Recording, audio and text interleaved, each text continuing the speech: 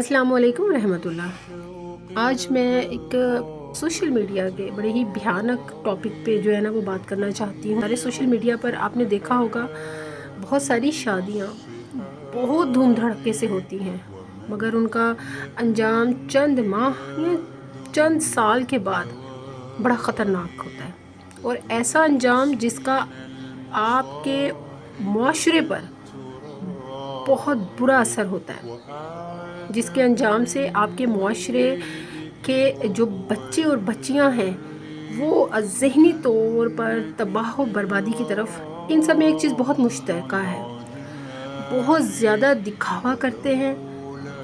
اور ایک دوسرے کے لیے دنیا جہان ایک کر دیتے ہیں،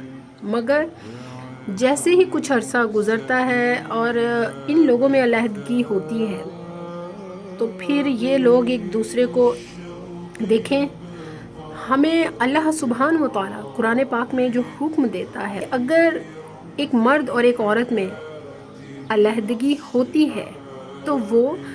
اچھے طریقے سے ایک دوسرے سے علیحدہ ہو جائے، مگر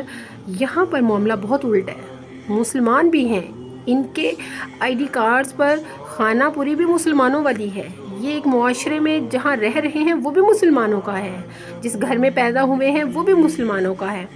مگر یہ قرآن کے اس حکم کو بری طرح نظر انداز کرتے ہیں۔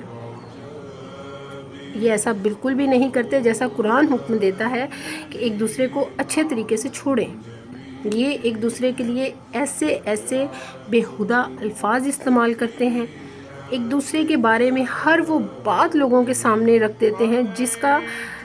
تعلق صرف میاں بیوی کو پتہ ہوتا ہے، چاہے وہ جسمانی ہوں، چاہے وہ فنانشلی ہوں، چاہے وہ کسی بھی طرح سے خاندانی کوئی بھی تعلقات ہوں،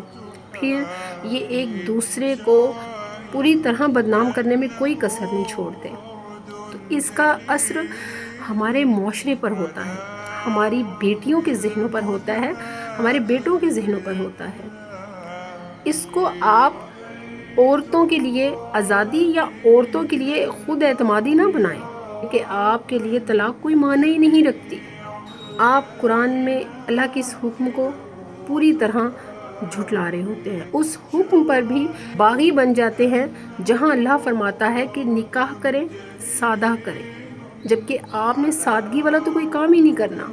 آپ نے تو خوب دھوم دھڑکوں سے کرنا ہے، لوگوں کے ذہنوں کو مفلوج کرنا ہے، حسرتوں میں ڈالنا ہے، تو پھر انجام تو برا ہی ہوگا۔ جزاک اللہ خیر و بارک اللہ فیک۔